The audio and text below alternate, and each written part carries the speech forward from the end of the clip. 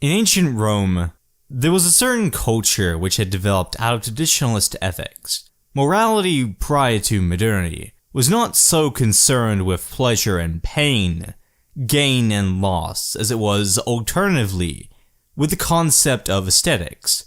Based upon one's instincts, what comes to mind before anything else, that is what used to determine moral principles within the social sphere of a human society. All across Europe, with the flourishing of philosophy, construction, and state management over citizen populations, moral sentimentalism had prevailed over rationalism. Feelings, sensibilities, they were the top priority. It was all about how things appeared, how they were conceived by members of a surrounding social unit, the organism known as living civilization. Due to this approach to ethics, not many saw flaws in the gladiator battles that were prevalent across the Roman Empire. The largest gladiator arena was that of the Colosseum, located in the nation's capital. In it, men were pitted against their fellow men to fight to the death, given weapons their means of subsistence, and forced to duel out to the death. Blood was splattered, organs went flying, heads ripped off, decapitated. It was a very gruesome, bloody scene, the Colosseum. But, nonetheless, thousands upon thousands gathered around to watch, and the majority of Romans were fine with it, or at least to the degree that they were tolerating it, and tolerating of the gladiators, who performed such fights themselves. Swords, shields, axes, spears, daggers, armors, and so on were provided by the owners of the arena. Live animals were cast into the Colosseum to fight amongst the warriors. Sometimes the fight would end without killing at all, with only a few injuries, all the weapons of one's opponent thrown out of their grasp.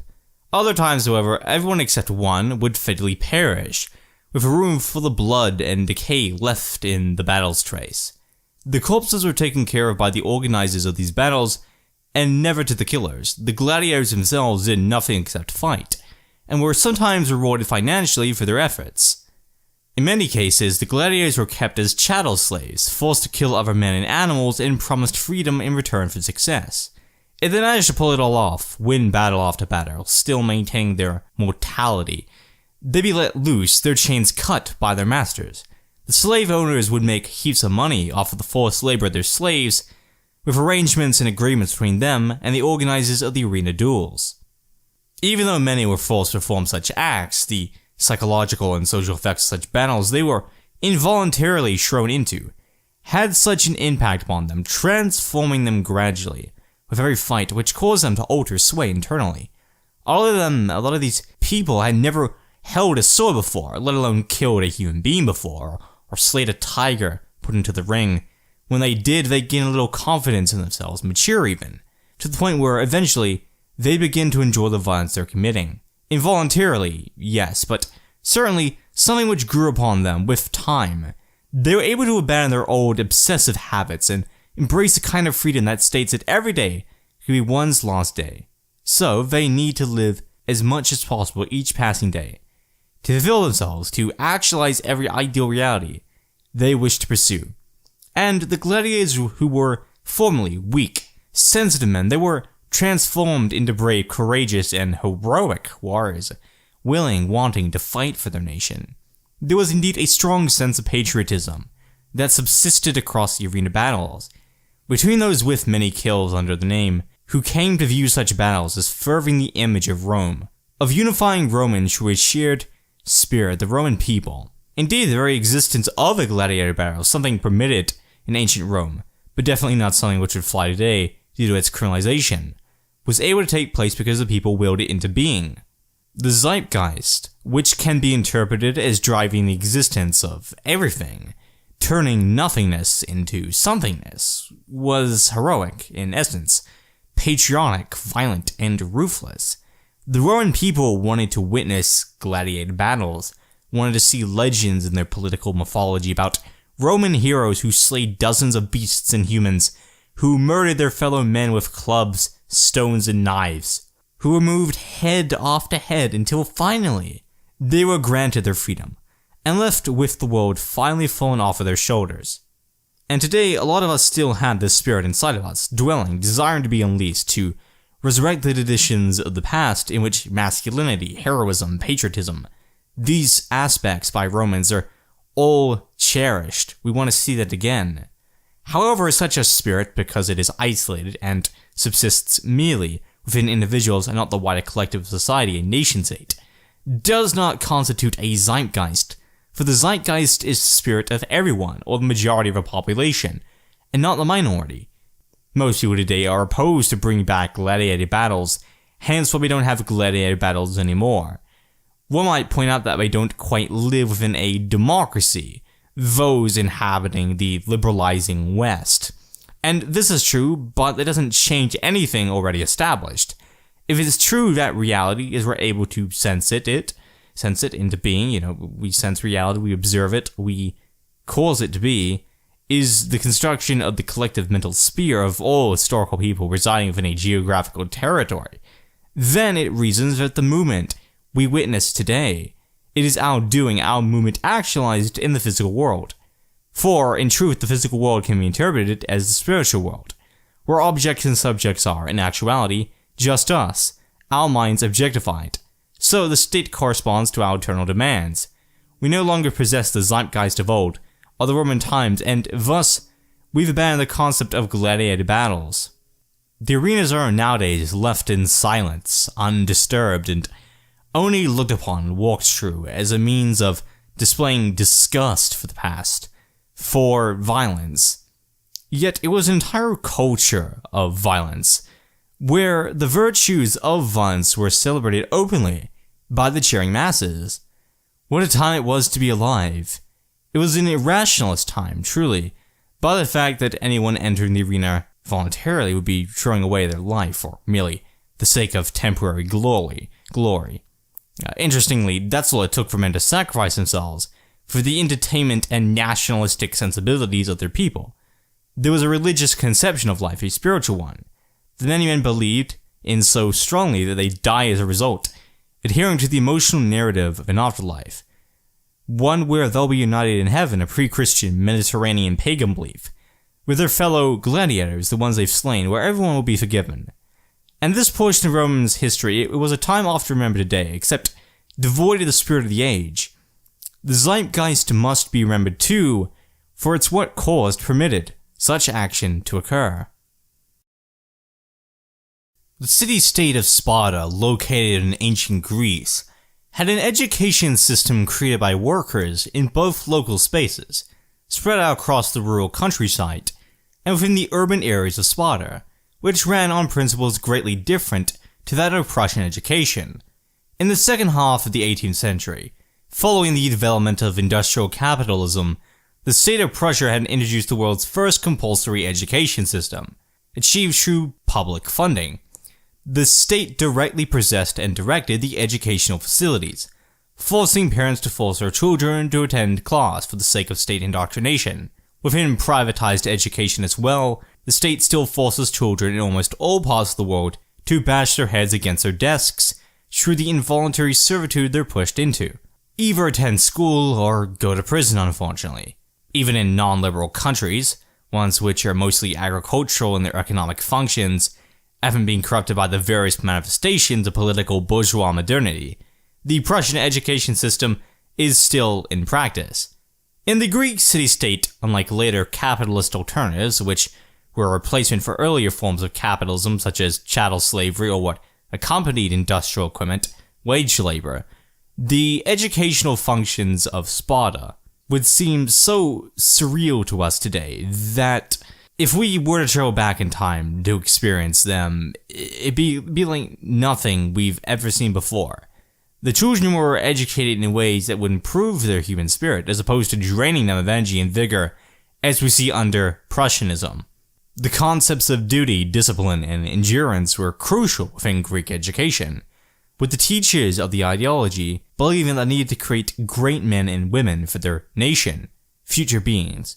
When the children would grow up mature into adulthood, they were societally expected to fulfill traditional gender roles, women being homekeepers, mothers, and wives working in clothing, art, or religious rituals, and men with the ideas of strength, vitality, and bravery being taught to them, these ideas, alongside the necessary protection of the other sex, were expected to become war veterans, husbands, and fathers, working in construction, finance, agriculture, and protective services, maintaining the operational tendencies of the state.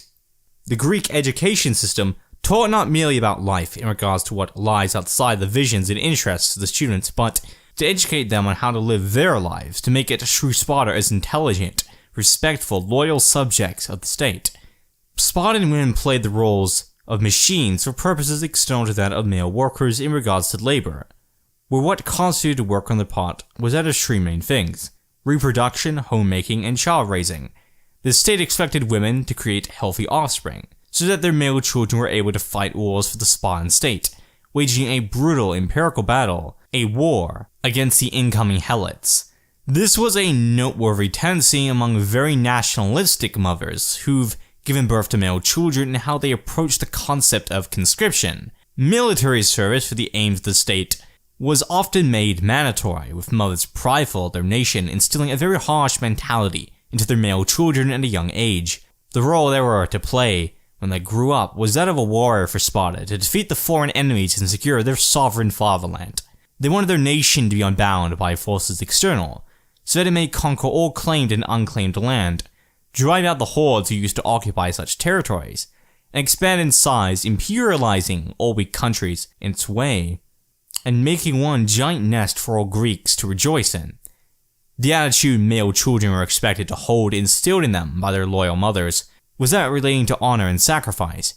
You weren't supposed to live your life for your own sake, or if you do, it must mean that your own sake is the identical sake to that of your state. In reality, all that you lived for, and all that you could enjoy, is that which your state could subsist through, enjoy itself, because you were treated as inseparable from your surroundings, wider society, and you were likewise inseparable from your school. When the youthful student entered into their academy to learn, to mature, to have their spirit grow with the age, the sensibilities of their historical time, the school they're a part of, the students, the objects in the room, they're a representation of the spiritual will of the conscious subject. The notion that the objects and the subjects, those who conceive of the subjects, can be categorized into otherness, as opposed to say oneness, metaphysical universal collectivism, is indeed contrary to the way of life that fascism teaches us. The child's school is meant for them, as it is meant for all its students, because the collection of imagination at work, who labor to create new institutions, cause their academies to be the way they appear. In both Sparta and Mussolini in Italy, there were certain expectations placed upon men, outside of war, which were relevant to their appearance, performance, and conduct in everyday life. For example, in 21st century Italy, Benito Mussolini wanted the men of his society to be strong and physically fit, to regularly work out, exercise, and be able to protect their wives, if ever placed into such a distressing situation. The state provided arenas for them to exercise in, sports stadiums, and national Olympics. Women sometimes joined in, but it was predominantly a male thing. In Sparta, men were likewise encouraged by the state to be physically fit, and responsible for securing the health and safety of their wives and children. There was a large emphasis placed on the traditional family structure, and sustaining such a social unit during times of war and violence. The ideal Spartan man, as with the ideal Italian man, far later in history, was that of a masculine, strong, traditionalist, and nationalist character who obeyed the state with the most intense of loyalty and always obeyed the laws set by the centralized administration under the heel of state control of the government. Both men, Spartan and Italian, were expected to be religious, only adhering to different religious faiths. In Mussolini in Italy, it was Roman Catholicism, which dominated Italian life, with policies syndicated with the state to appeal to the national clergy. Ancient Greek society was pagan, but its paganism, of course, differed greatly from the paganism practiced by those in Western and Northern Europe. Unlike the Nordic and Germanic tribes, ancient Greeks placed heavy importance on family traditions as a means of expressing their religious faith. Greek marital bodies trained their kids to be objective, analytical, and appreciating their cultural climate, so that Greek architecture, mythology, and even the wars Greece fights can become an inspiration to the energetic youth. Myth was so crucial to Greek culture.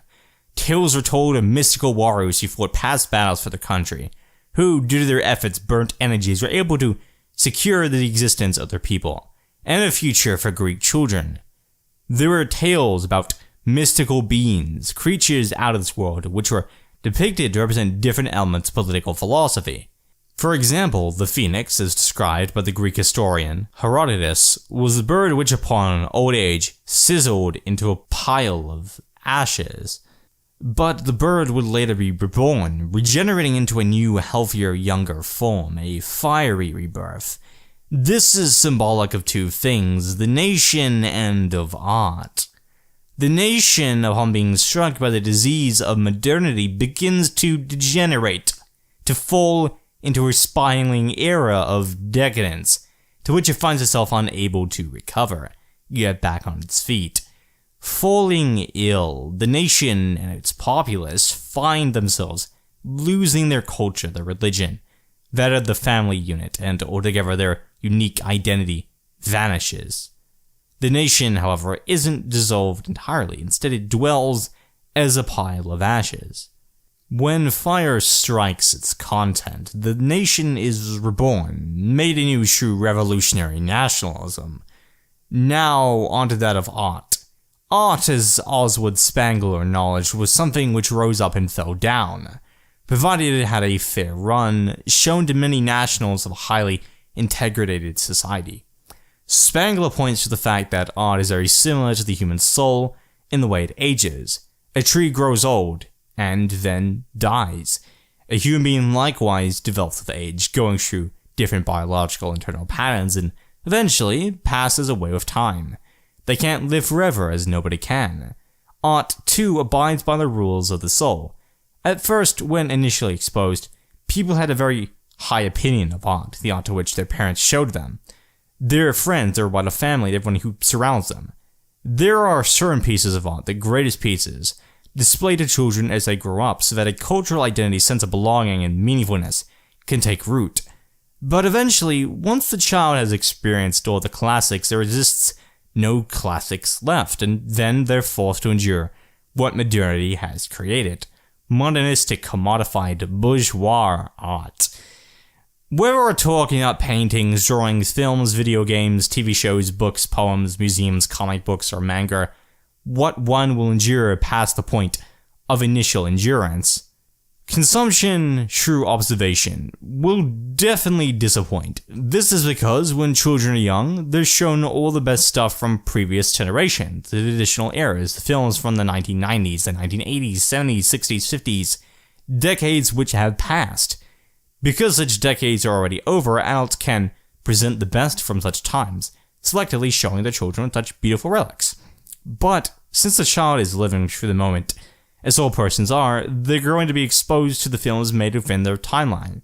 The early 2000s, 2010s, 2020s, so on. Thus, they're going to receive a mixture of both good and bad. Because they're going in blind, devoid of the retrospective approach their caretakers had.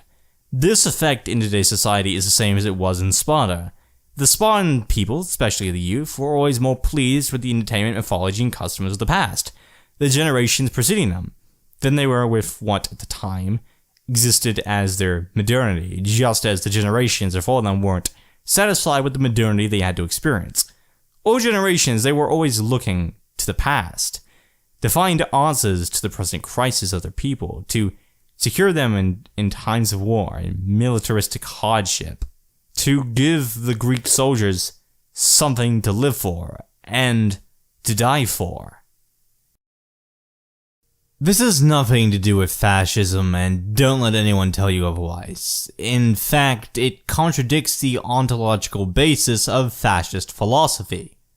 Nonetheless, I just wanted to talk about it a bit, since I found it incredibly interesting. In National Socialist Germany, there was this Boy Scout organization created and sustained by the German state known as the Hitler Youth. The Hitler Youth was an educational and recreational means for young men, as in little boys, to express their masculinity, creativity, adventurous spirit, and have fun, roaming and camping with adults across the Germanic ethno-state. There's a great book on this I own, The Hitler Youth, Origins and Development, 1922 to 1945, by H.W. Koch. Under Adolf Hitler's regime, the boys enrolled were taught how to wield rifles, put in physical fitness competitions, and practice singing German nationalist anthems. With 2.3 million members by 1933, the Hitler Youth was a great source for young boys to gain a sense of pride, strength, and especially racial identity. National Socialist Germany, with its ancestral composition, emphasized the genetic superiority of the Nordic type, an ethnic cluster within the European race that Hitler and theoretical National Socialism considers its own separate subspecies. Yes, a different race altogether. Nordicism echoed throughout Hitler's Germany, placing the ancestrally Scandinavian people at the top of the racial hierarchy. It is said that the Nordic race was made up of people who were tall and slender, had a small face, a high-set nose, rosy white skin, smooth golden blonde hair, and light blue to grey eyes. The concept of racial superiority didn't begin in National Socialist Germany, of course. Any intelligent person would recognize that it began with the beginning of human life itself, that different racial and ethnic groups will organically favor their own ancestral stock above others, because people of all genetic types are naturally attracted to those closest to them. A shared love of homogeny. The ancient Egyptians depicted the races differently.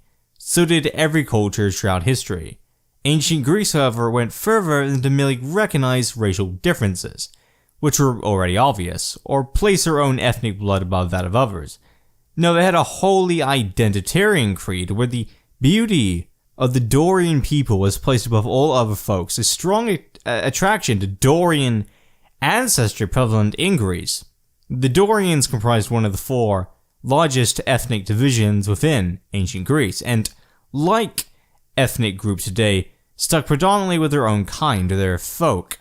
The fellow Dorians were favored above non-Dorians, such as the ethnic Aelians, Achaeans, and Ionians. These four groups formed the majority of Greece, self-separating into their own areas of the nation-state to preserve biological homogeny, and very rarely committed acts of miscegenation. Just like the Hitler Youth, the ancient Greeks too had their own youth organization, known in Doric Greek as Agoga.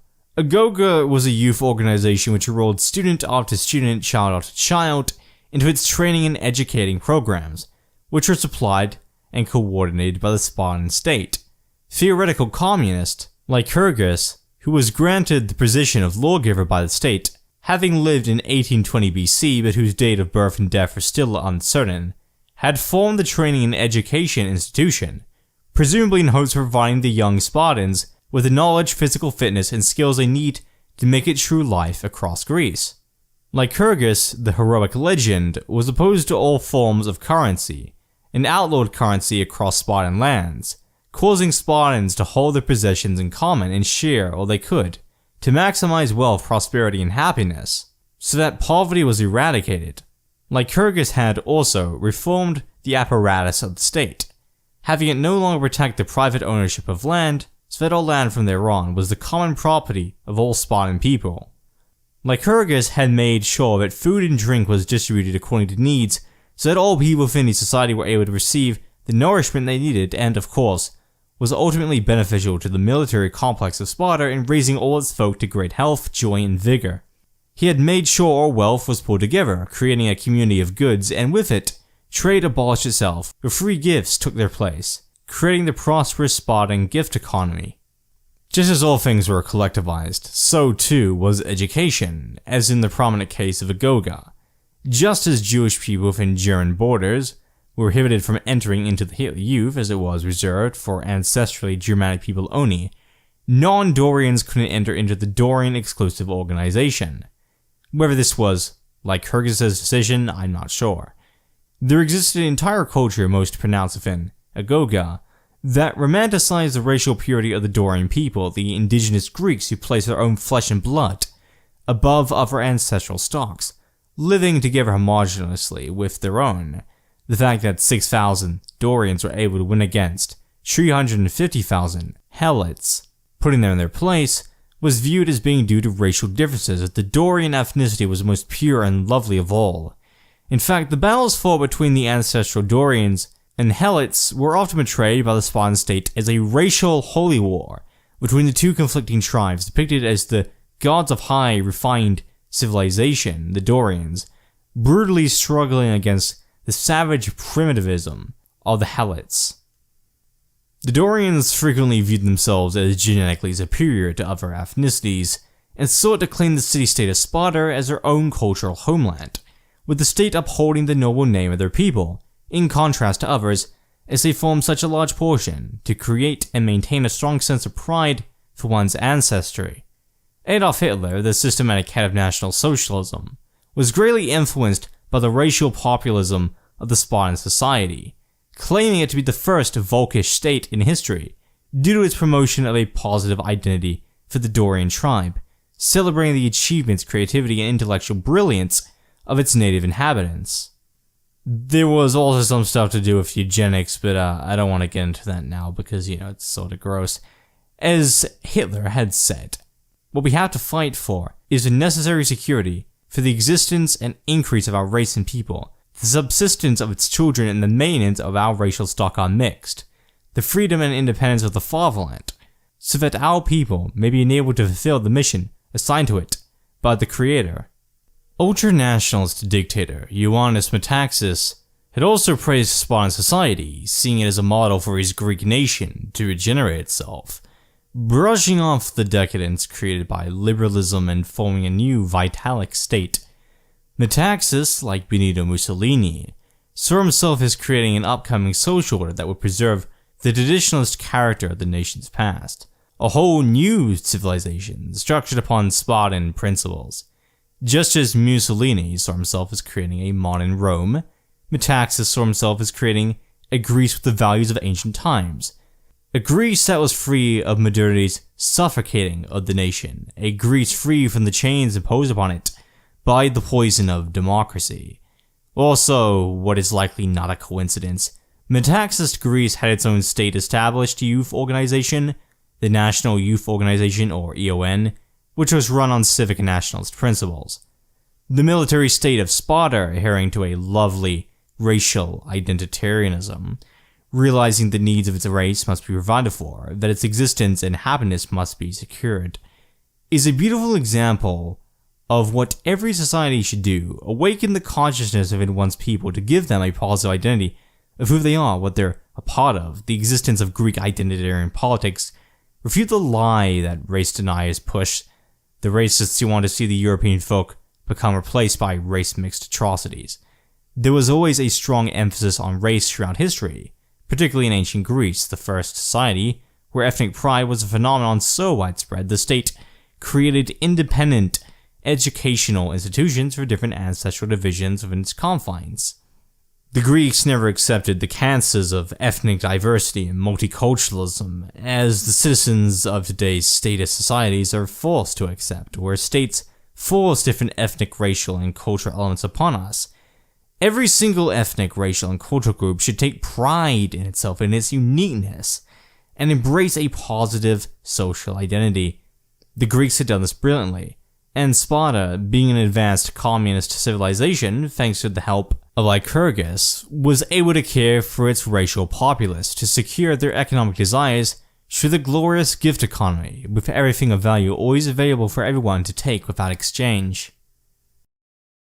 Plato of Greece was an early advocate of the gift economy, where instead of exchange, he believed alternatively, everything should be held in common to maximize wealth amongst all members of society, so that everybody would be able to benefit from one another's labor. Whether this was out of a communitarian spirit, it can't be certain.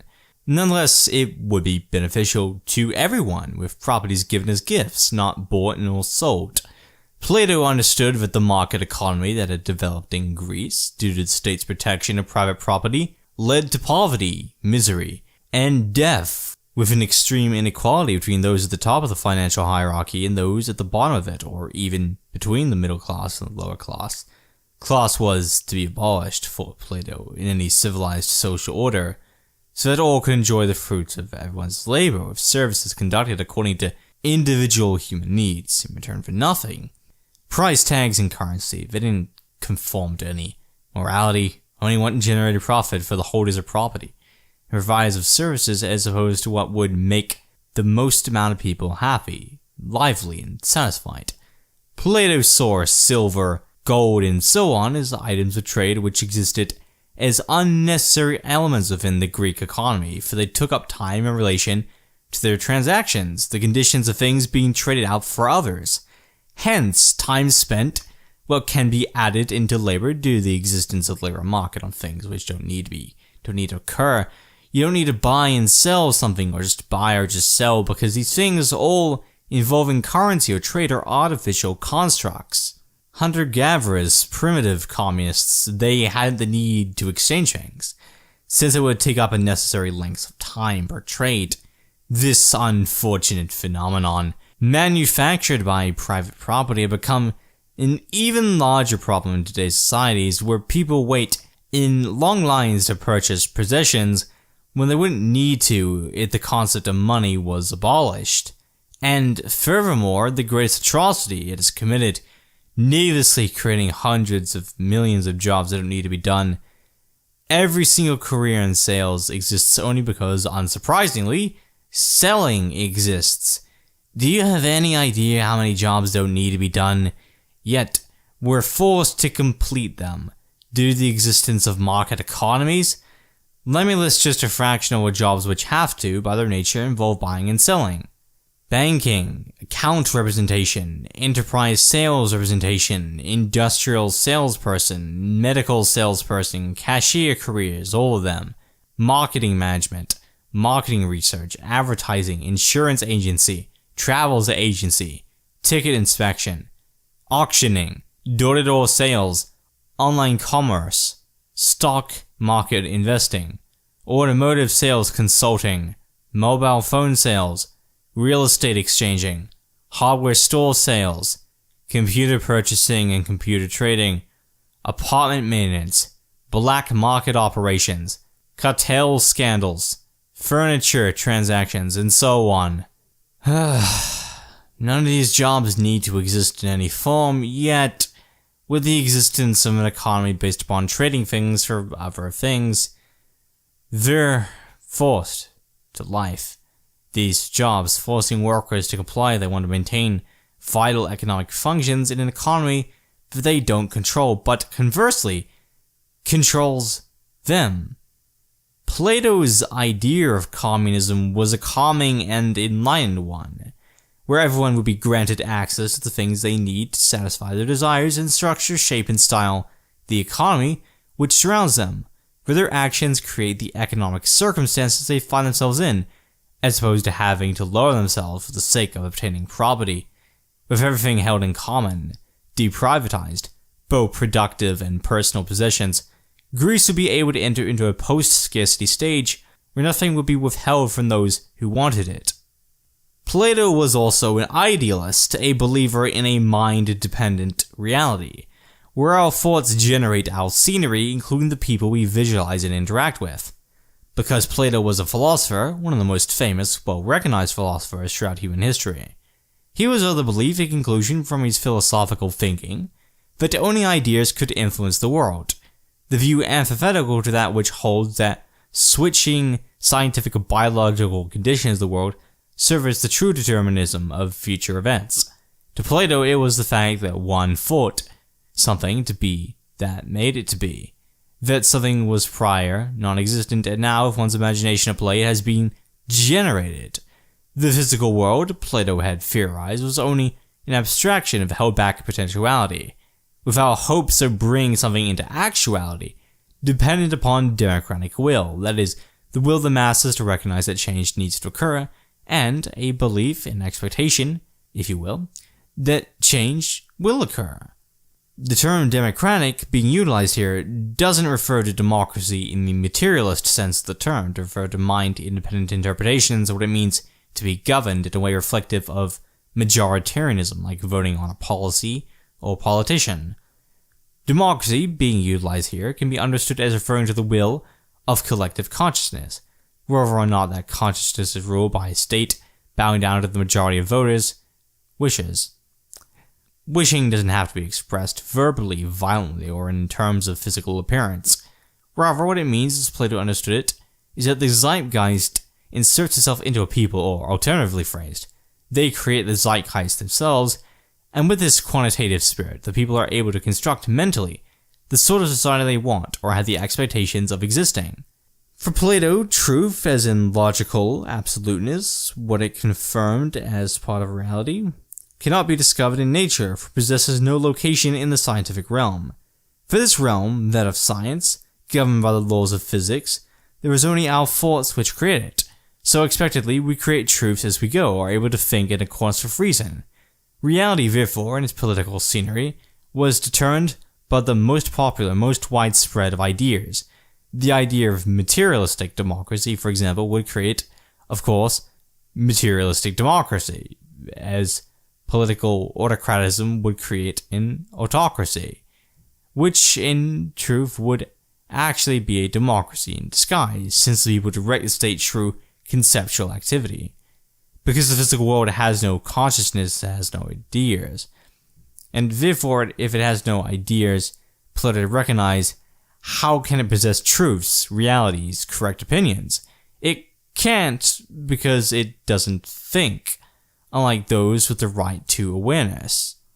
By the fact that we're aware of something, observing it, we're able to direct our visions toward interpretations of things, which exists due to our conception of their existence, and form opinions of those things, and then, through a wholly conceptualized idealistic comprehension of democracy, make it so that things which are, that they are, and for things which are not, that they are not.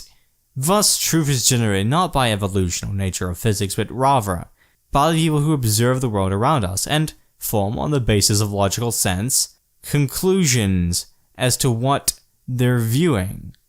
Plato was a believer in the state where the best, not the most, rule, because it is the best who are selected by most, not mentally, only, not materially, only conceptually, and whose actions are dictated by most, again conceptually. Plato believed that the materialistic notion of democracy would lead to mob rule, the mob or the majority ruling over the elites, the philosophers, the most intelligent within a society, because the system permitted them to. He advocated for Greek society to be ruled by a king who would dedicate themselves to philosophy and the arts, who was of the most superb intellect and charismatic character. The ruler, the dictator, the autocrat, was to secure the existence of all their citizens, to nurture them and guide them in the right direction, and make Greece a civilization worth striving in. Plato believed that the people's minds are never advanced enough to, in a representative democracy, select the best and brightest philosophers to be kings. That only through an overthrow of an already established political order could peace, harmony, and justice be restored to a civilization. Plato didn't view dictatorship to be an inherently oppressive thing, like what liberalism later arrived to teach, thousands of years into the future. He recognized that it could be oppressive, yes, that it could be tyrannical, as there were plenty of tyrants throughout history, yet the exact same sentiment can be directed toward democracy, in whatever individualistic form it may take. The people at large will lead to their own oppression, their own suffering. Take this episode of Adventure Time, The Silent King. You've got Finn and Jake securing a society of innocent goblins from the Goblin King Zergiok, who, upon defeat, is forced to leave the kingdom. After the goblins rejoice in being freed from the marginalization inflicted upon them by the ruler, chaos breaks loose, and the goblins start harming themselves willy-nilly. As to why this is, I guess they're just idiots. But so the same in real life, people are indeed genuine idiots. Nobody was there to run the goblins' lives. So Finn, he takes up the responsibility of being their ruler, to save the goblins from themselves. Replacing the former tyrannical dictator, Finn emerges into the Goblin Kingdom as a paternalistic yet beneficial ruler, who's able to govern the goblins into a state of prosperity, so they can live peacefully for their loved ones, safety, and property. The rest of the episode involves Finn realizing that he hadn't been strict enough in his handling of the kingdom, that force is sometimes necessary to be initiated, and to clarify, no, Adventure Time was not advancing autocracy with that episode. I'm just taking it to, I'm just interpreting it a certain way is all. Plato did differ significantly from fascism, however, despite having some stuff in common, namely idealism and dictatorialism. He was staunchly opposed to imperialism, not wanting Greece or any country to expand its territory to consume other countries. He wanted international peace between every governed body. There was a very famous imperialist, who I'm about to talk about, however, someone who lived in the Roman Empire, directed the Roman Empire. Julius Caesar was the head of state, a dictator who presided over the Roman Empire prior to the birth of Christianity.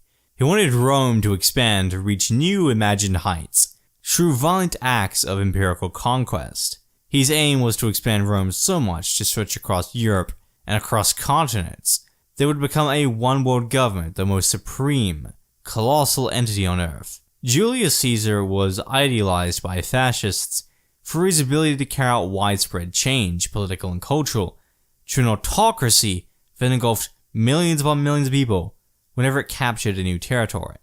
Caesar had made sure that the nation's military strength, weaponry, and empirical strategies were all superior to Rome's enemies, so that foreign powers could be easily crushed by the mighty empire.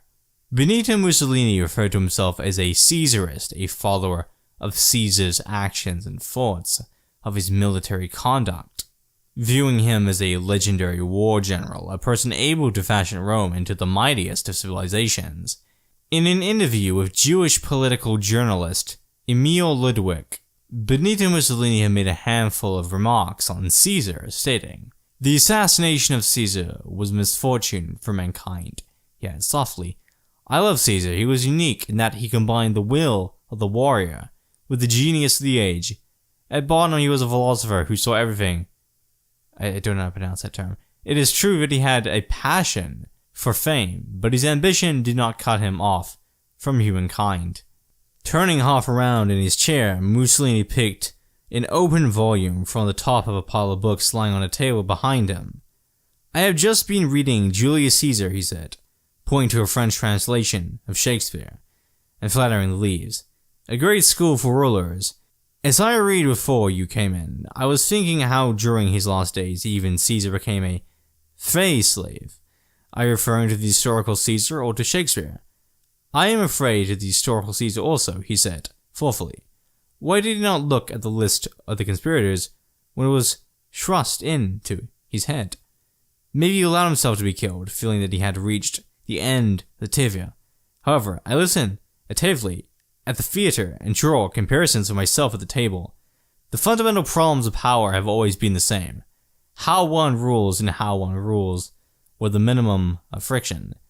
Do you take Caesar as an example?" "Not altogether," he answered, closing the volume and thrusting it aside. "But the virtues of classical Rome, the doings of the Romans of old, are always in my mind. They are a heritage which I try to turn to good account. The matter I have to shape is still the same, and outside there is still Rome." He waved a hand toward the window, through whose greenish window panes the lamplight from the plaza made its way into the room. "Julius Caesar," said Mussolini, in the shrilling tones I had heard him use more than once when uttering his name. "The greatest man that ever lived. They wanted to bring him the head of his enemy, Pompey. But Caesar gave Pompey an imposing funeral. Yes, I have a tremendous admiration for Caesar. But still," he went on grimly, "I myself belong rather to the class of the Bismarcks." Oh, and by the way, Mussolini had created his own fascist youth organization in Italy, known as Opera Nazi Vanilla, or ONB. Looking back at history, especially from the angles of individuals indoctrinated by liberal modernity, we might find it surreal, shocking even, to realize that the world prior to the Enlightenment was so radically different from the world of today, that many cultural and political aspects of the past and entire societies, such as Sparta, could carry such philosophically traditionalist elements, that they hadn't need for the decadence of democracy, ancestral cosmopolitanism, multiculturalism, gender denialism, the inseparable poisons of capitalism, and pathological altruism, all in promotion of a miserable pseudo-individualism that bourgeois liberalism believes it had achieved. In a sense, people were much freer in the traditional ages. times where there existed a large emphasis on the communitarian elements of social organization, where people felt connected to their beloved communities, and actually possessed a positive identity. Now, under consumeristic neoliberalism, the things people build identity upon is that of what media they consume, not on culture, race, history, or faith, but on hedonistic consumption. Consumption for the sake of consumption and nothing more. Completely and utterly soulless. The spiritual nature of the civilizations which thrived prior to modernity should serve as examples of what we're able to do in the present to form prideful, energetic political structures. Cultures not corrupted by capitalist modernism. Cultures with an emphasis on racial purity, community, family, and religiosity. To the degree that the once beautiful human spirit, the Hegelian zeitgeist, can be revived in a selection of landscapes bleeding with unintelligence and depravity, ignorance of a people's past, and absence of respect for one's ancestors, it's the degree such influence will be successful. Alas, very few listen, is obvious.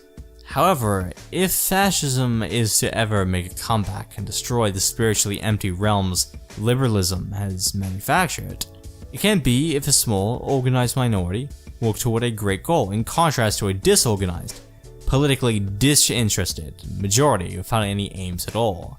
Italian political scientist Gaetano Mosca, a studier of elite theory, in his 1896 epic literary work, The Ruling Class, points to the fact that throughout history, tiny groups who represent a microscopic fraction of an overall national population have almost always seized power successfully and are, in all cases of states, what originally formed the states we witness today.